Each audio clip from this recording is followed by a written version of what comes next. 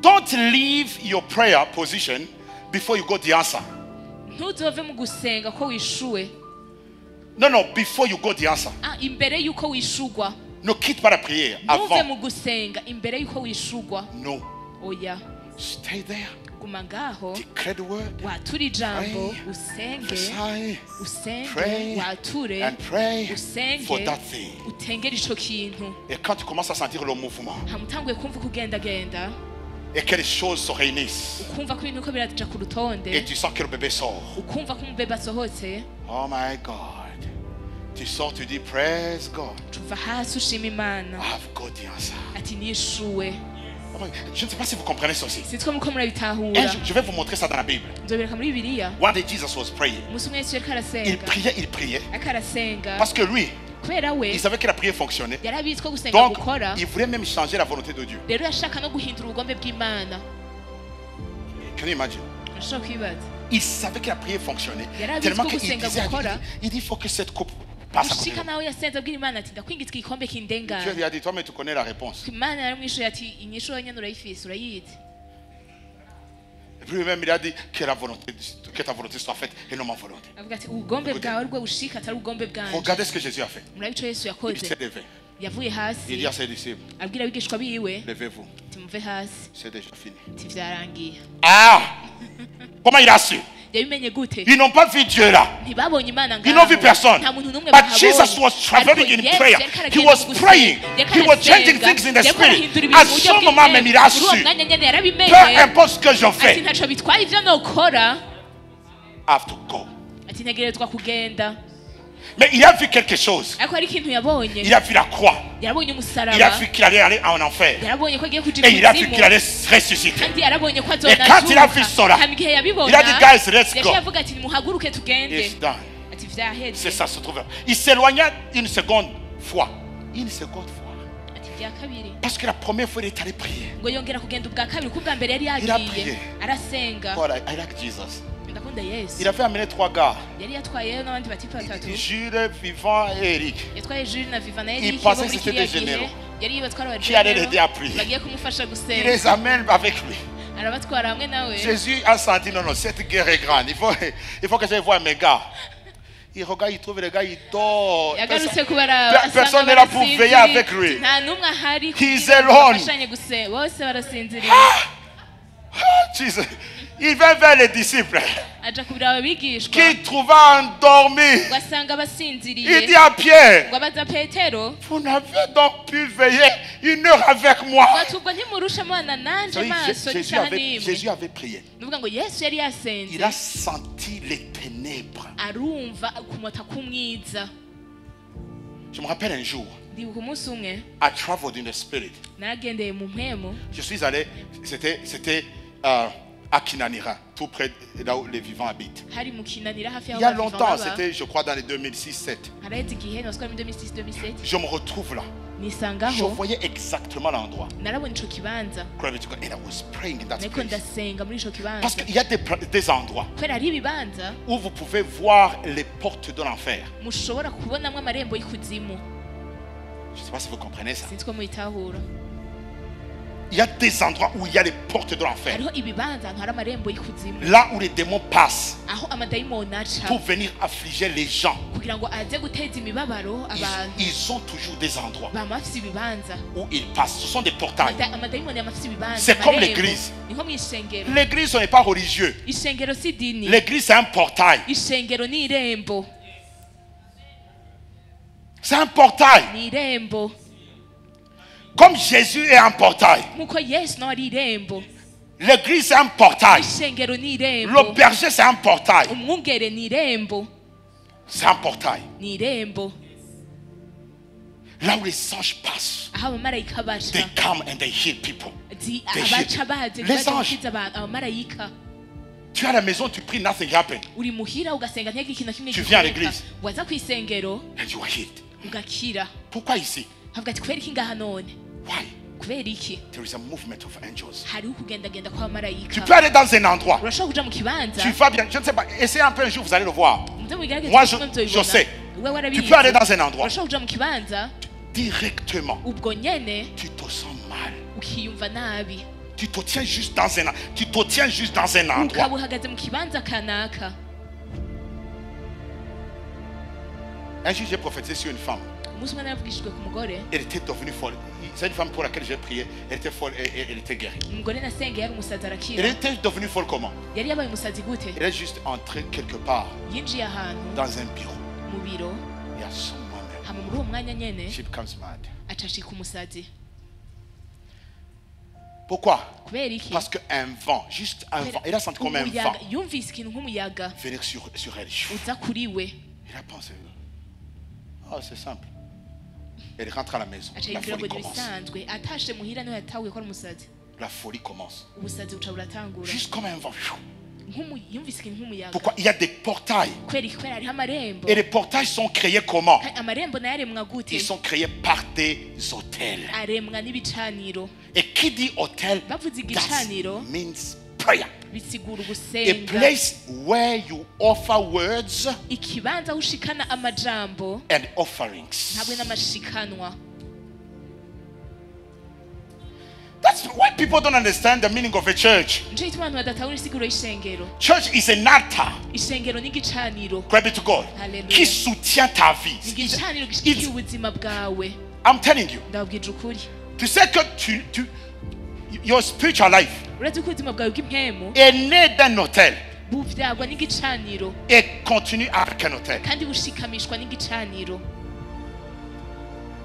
Chaque fois que Abraham se déplaçait, la Bible dit la première chose qu'il faisait dans un endroit, il mettait un hôtel. Ikintu cose biri tugira ngo Abraham igihe cose yiyunguruje aho yaje yatangura kwashira La igicaniro. première chose qu'il faisait, Ikintu ca mbere akora amahantu faisait un yimukiye yahubaka il igicaniro offrait des sacrifices. agatanga ikimazi. Là, il ne pouvait pas s'asseoir Yashobora kwicara quelque part ahantu sans y avoir érigé un hôtel. atabanje kuhubaka Je igicaniro. vous révèle le secret. Reka Sans y ndabibaka avoir atabanje ouvert kuhugururira un portail qui irembo permet aux ryemerera anges abamarayika de monter et de kuduga descendre no in that kumanuka location. muri ico kibanza. Urazi ko ushobora kwimukira mu nzu Tu sais que tu peux déménager dans une maison umwanya winjiye muri iyo nzu et au moment même où tu entres dans cette maison, ibyaha byose bigaca byanga tout ce que tu faisais ne fonctionne plus. ukiyumvira kubera iki abana bagatangura kugwa Et tu te demandes pourquoi. kwiyumvira ibi n'ibiki Tu te demandes pourquoi. kubera wowe winjiye mu nzu Parce que toi tu entres dans une maison yarimwe abandi bayibamwo qui avait d'autres personnes qui y habitaient. yema je nkunda inzu atamuntu arayibamwo C'est pour cela que moi j'aime des maisons qui n'ont jamais été habitées. kuko ndashaje kwinjira mu nzu ndayinjiyemo gutya nkaca ntangura kumva amajwi y'abantu bahora bahaba nawe urusha kwinjira mu nzu Tu peux iyo entrer dans nzu une yinjiyemo maison et lorsque tu entres dans cette maison, hari abandi bantu bahamagaye ibindi bintu muri iyo il nzu y a des personnes qui ont appelé d'autres choses dans cette maison. Qui ont invoqué d'autres choses dans cette maison. barabihamagaye Ils ont invoqué mu maforme y'amasengesho yabo dans leur forme de prière. bariko bahamagara amademons Ils étaient en train d'invoquer des wowe ukaba démons. wicaye muri sala Et toi tu te tiens dans le salon. ukazobona idayimoni iraje nta niyo ubona Tu vois ubwo nyine tu vois ukazumva même pas ukuguru le kuri démon kuri venir. pararize ko Et puis tu trouves que ta my jambe leg est my paralysée. leg Tu trouves que What? ta There jambe is a est demon paralysée. there. Hariho idayimoni ngaho. but you don't know Ariko ntavyuzi.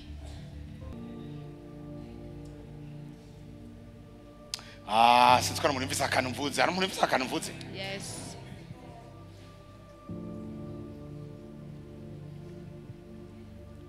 reka ndabereke base muri bible ngira niho muca muvyemera amadabareke mutahe Je vais vous montrer dans la Bible, je crois que vous allez comprendre là. turiko turategura umwaka uza Nous sommes en train de préparer l'année kuva ejo tuba prochaine. turiko turawutegura À partir de demain, nous allons préparer l'année prochaine. reka ndakabereke muri bible ce ndabareka Je mugende vais vous montrer ça dans la Bible, je vais vous laisser partir. murabigomba Est-ce que vous le voulez? igihe ca dawidi Au moment de David, dawidi dans le temps de David, yazanye isanduku y'imana David a amené l'arche de Dieu. ayizanye Et lorsqu'il l'a amené, isanduku y'imana ntikwirikira umuntu atari muri kibanza cyo gutazira l'arche de Dieu ne suit pas quelqu'un qui n'est pas dans la position d'eau. yari yaje nk'umwami ati hoge tuyishorere tuyitware isanduku y'imana ntibayishorera bibiri bivuga ngo nkemu uhoraho canke umumarayika w'uhoraho La Bible dit que l'ange de wasagaza l'Éternel hafi y'abamwubaha Campe autour hafi de y'abamutazira ceux qui l'adorent.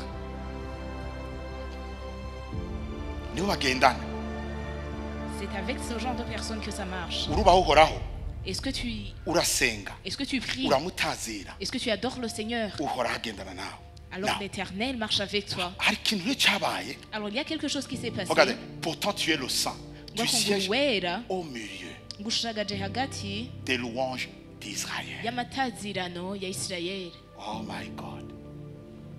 Nkabonye Imana iba Vous voyez là où Dieu habite? turayitoye rero.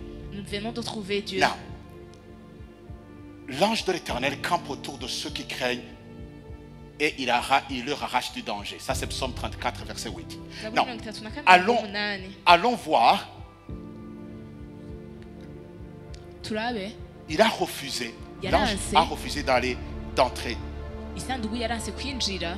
Now, il y a eu un homme, praise God, Haleluya. qui a pris l'arche. Rero habaye umuntu yafashe isanduku. Je crois que David il disait non, non, non, nous ne voulons pas mourir. Amène ça chez lui. S'il meurt, au moins lui, s'il meurt, on s'en fout. Mais amène ça chez lui. Dawidi yavuze ati iyi sanduku nimitware k'uwo muntu ati uwo niyapfa ntaco. Parce que le roi a parlé. Kubera umwami yavuze. On a amené l'arche. C'est en 2 Samuel, chapitre 6, 6. Ni muri Samweli wa kabiri igice ca gatandatu umurongo wa gatandatu. Glory be to God. Haleluya. Ici on dit, lorsqu'il fut arrivé à l'ère de Nakon, Ngo maze bashitse ku mbuga ya Nakoni, Uza étendit la main vers l'arche de Dieu Uza atuma ukuboko ngo asame isanduku y'Imana et la saisit. kugira ngo Parce que les ayisame, bœufs la faisaient pencher. ngo kuko inka zari zitirimutse. Murabibi ibintu ngira ndabasigurira ibintu hano. Je vais vous expliquer Mon quelque yumvirize chose neza. ici. Veuillez m'écouter. Munyumvirize. Écoutez-moi. Et la colère de l'Éternel s'enflamma contre Uza. Ngo maze uburake bw'uhoraho buziriringa Uza. Oya tuvugana ukuri. Nani ntiyagira tabare isanduku y'Imana. Est-ce qu'il n'allait pas secourir l'arche de Kandi yari Dieu gucigwa hasi. pour empêcher Yagira que ça tombe itabara. par terre? Il allait juste secourir l'arche. Mugi Imana iramushavurira. Mais Dieu s'est enragé contre lui. Kubera iki wayikozeko. Pourquoi est-ce que tu as touché mon arche? Urazi impamvu none? Vous savez pourquoi? Kubera wayikozeko without the anointing. Parce que tu as touché l'arche sans You are not anointed for it.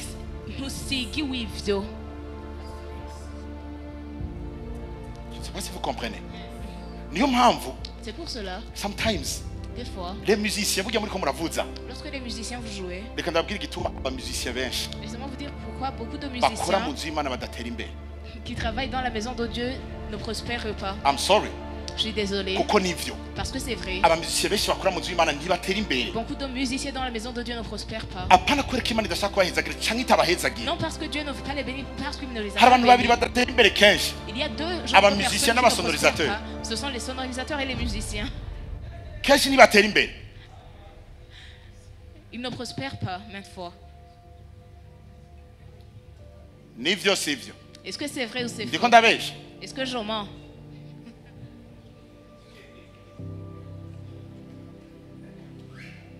Murazi impamvu none? Kubera Pourquoi? kubera abamusiciens Parce que les musiciens biyumvira ko bariko baravugiriza Imana. croient qu'ils sont en train de jouer pour Dieu. Ntibazi ko Imana ishaka kwivugiriza iciye muri bo. Ils ne savent pas que c'est Dieu qui veut jouer au travers d'eux.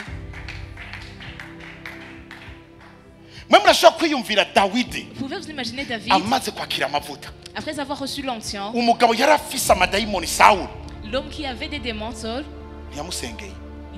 il n'a pas prié pour lui. Yamusengeye akoresheje melodi. Il a prié pour lui par une mélodie. Now iyumvire iyo melodi. Alors imaginez-vous cette mélodie. Wiyumvire ahantu Dawidi yayikuye mu mutima. Imaginez-vous où il Yayikuye a he? trouvé cette mélodie dans son cœur David. Bisigura iyo melodi is inspired by God. Ça veut dire que cette mélodie était inspirée par Dieu. Iyo melodi Cette mélodie, ayivugije. lorsqu'il jouait la mélodie, Idayimoni zaca zicara zigatekana zigahunga. les démons fuyaient. Ayivugije. Lorsqu'il jouait la mélodie, Urashobora kwiyumvira. pouvez-vous vous imaginer? Bisigura ngo iyo melodi yari Ça veut anointed. dire que même cette mélodie était ointe. Il trouve une mélodie, il joue juste. Yumvise Tout mélodie change. hama L'atmosphère arayivuza change. ikirere kirahinduka.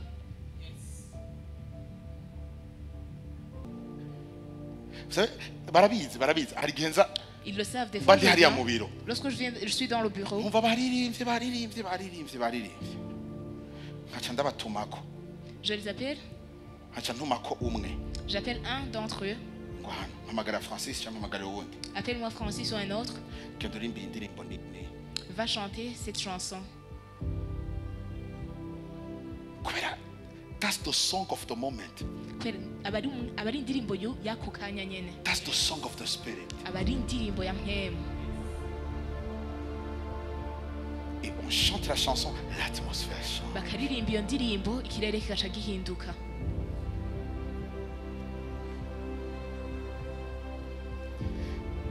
même chose. La musique est puissante. nico kimwe umuziki urahambaye It must be spiritual. utegerezwa kuba uw'impemu.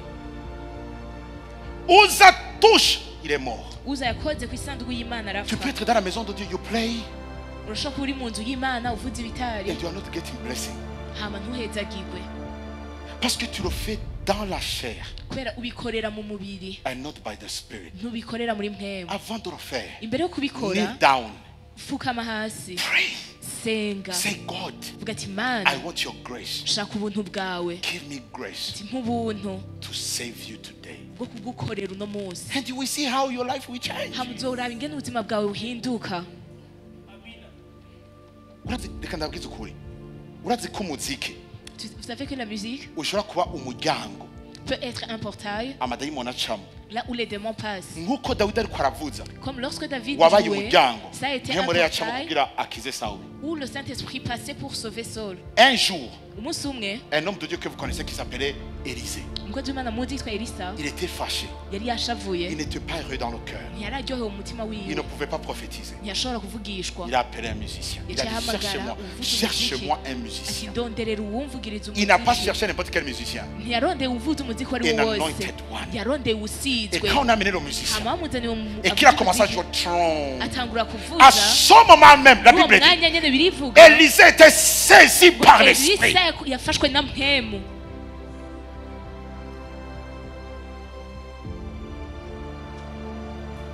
Et toi, tu peux mettre la radio et tu amènes tes enfants. Ils sont en train de chanter sur les chansons de Diamond.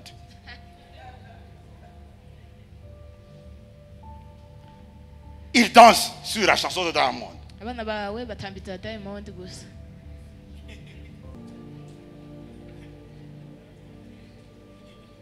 Mais on a les chansons de Ipendo. Ako turafite Yambwiye indirimbo ko za Ipendo. ndi igikorwa cy'intoke ziwe, jewe yambwiye ko ndi umwana navutse mva muri we, yambwiye ko ndi mbayeho na na na na na na na na na na oh na na na na na besejweho n'ubuntu bwiwe ubu sinkigenda mbabara nkiganyira kindi umwundo na papa, ubu sinkigenda mbabara niganyira ndi mu rukundo na papa. Eragiriyo mwana wa papa, eragiriyo mwana mu rugo, ubu sinkigenda mbabara niganyira ndi mu rukundo na papa, ubu sinkigenda mbabara ndiganyira ndi mu rukundo na papa. Mwana wa papa, mwana wa papa, mwana wa papa, mwana wa papa, mwana wa papa. Praise God. Hallelujah. Alléluia. Praise Je vais terminer par ici Katu. et je vous laisse partir. Regardez ce qui s'est passé. Murabicabaye. Je conserve même ma Bible. Praise God. Hallelujah. Regardez ce qui s'est passé. Lorsque ils ont vu la mort, Igihe babonye urupfu ils ont dit amenez cet arche là-bas. baca babwira ati iyo sanduku yitware C'est ce que hirya. David a dit. Amenez ça. Yavuze ati iyo sanduku nimuyitware. Grab it to God. Ça c'est Alléluia. 2 Rois 3:15. Vous allez lire ça seul. Ok? Aho muraza kuhasomera muhira. Grab it to God. Hallelujah. David dit, peur de l'Éternel à ce jour-là. Et il dit, comment l'ange de l'Éternel entrerait-elle chez moi? Non. Ati ni gute isanduku ihoraho yo kwinjira mu nzu yawe teka. Et regardez ce qu'il a fait. Murabico yakoze. Il ne voulait pas retirer l'arche de l'Éternel chez lui dans la cité de David. Et il l'a conduit dans la maison d'Obed et d'Om d'Ogad. My God. Ndababwiza ukuri umwami hajya n'umuntu ateye ubwoba. Iyumvire ubonye igihe kigiye kwica umuntu bagitumbereje iwawe. Obed yagize ati yaciyegeranya umuryango ati rero tubabwire dusezerane. Dusezerane. Mugabo murabe ikintu gikomeye. Mais regardez ce qui est grand dans fear ça. of the Lord. Ukubaha uhoraho. Parce qu'ils avaient la crainte de Dieu. Kubera Ils ont eu la crainte de Dieu. bari bafise ukubaha Ils ne uhoraho pouvaient même pas s'approcher là où l'arche se trouvait. ntibashobora no kwegera aho isanduku iri. Et je sais ce que Obed-Edom a fait. Ndazi ico Obededomu yakoze. Obed-Edom a dit à toute la maison, Obededomu yabwiye inzu yose prosternez-vous devant l'arche. ati nimupfukame imbere y'isanduku Adorons l'Éternel. ati mutazira uhoraho Supplions-lui. ati tuyimwinginge. Ils ont commencé à le faire. Nivyo baciye batangura Et gukora c'est ce qui s'est passé. nivyo vyabaye. Oh my God. Regardez ce qui s'est passé. Murabicabaye L'arche de l'Éternel resta 3 mois dans la maison ngo d'Obed-Edom. imara amezi atatu mu nzu Donc, yiwe et l'Éternel bénit ngo kandi uhoraho Obed-Edom aha umugisha Obededomu et toute sa maison. n'abo mu rugo rwiwe bose. N'umukozi yarashikiriwe. Yes. Umukozi yarashikiriwe.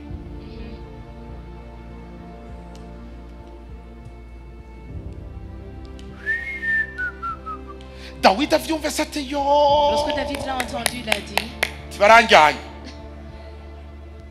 kuko basanze uyu mutipe ari mu gutunga gusumba umwami. parce qu'ils ont trouvé qu'il allait s'enrichir plus que le roi. Inzu yiwe yose yarahezagiwe. Toute sa maison a été Inka yahora bénie. ivyara imwe yasigaye ivyara zitatu. Bati biyo nibiki? Ils se sont demandé ça c'est quoi. Mu mezi atatu gusa, mu mezi atatu. Et dans 3 mois Jewe seulement. ndizera ko mu mezi atatu woba wubatse inzu yiwawe. Moi je me dis que c'est possible Ego que kwe. dans 3 mois tu aies ta propre maison. Mu mezi atatu Imana yashobora guhindura situation yawe Dans yose. 3 mois Dieu 3 peut mois. changer toute ta situation. Si seulement wokora ivyo Obed-Edom Si yakoze. seulement tu faisais ce que On va dire au roi de David, l'Éternel a béni la maison d'Obed-Edom et tout ce qui est à lui à cause de l'arche. ngo bukeye babari umwami Dawidi bati uhoraho yahaye umugisha urugo rwa Obededomu n'ivyo afise vyose ku bwa ya sandugu yiwe.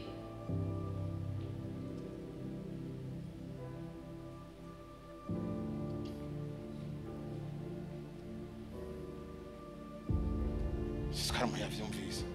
Je sais pas s'il y a quelqu'un qui a compris. Obed-Edom yaratumiye Imana. Obededom a invoqué Dieu. Glory be to God. Alléluia. Can we pray? Twoshobora gusenga. Nimba uri muri CCV, Si tu es dans un CCV, uri muri CCV. si tu es dans le Rondera aba CCV, CCV bazi wawe. cherche des gens du CCV qui peuvent venir chez toi. Muhakubitire prayer. Puis vous allez prier. Barondere. Cherche-les. Niba muti wabama bagwara, rondera abantu muri CCV bazi Si mukubite dans ta prayer in maison vous tongues. tombez toujours malade, cherchez des gens du CCV pour venir prier chez vous. Gushika muhazanya Imana. Jusqu'à ce que Dieu soit là. Gushika muhuguruye irembo. Jusqu'à ce que vous ouvriez un portail là.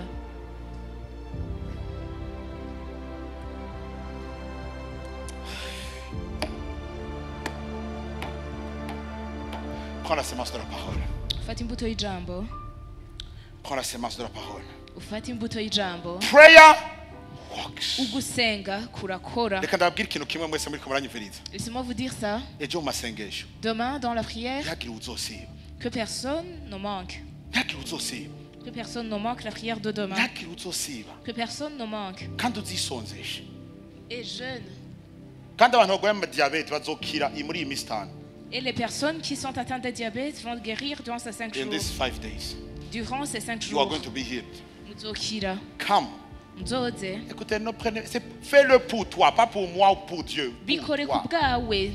Ntubikore ku bwanje cyangwa ku bw'Imana. Si tu avais un programme avec quelqu'un, Iyo wari ufite gahunda n'umuntu, dis-lui, my brother, mugira ati mugenzi, reporte ça en 2025. ati reka tubishire muri I'm not 2025. available. Ati ubunye nta mwanya afise. I'm creating my future. Ati ndiko ndarema akazoza kanje. Praise God. Hallelujah.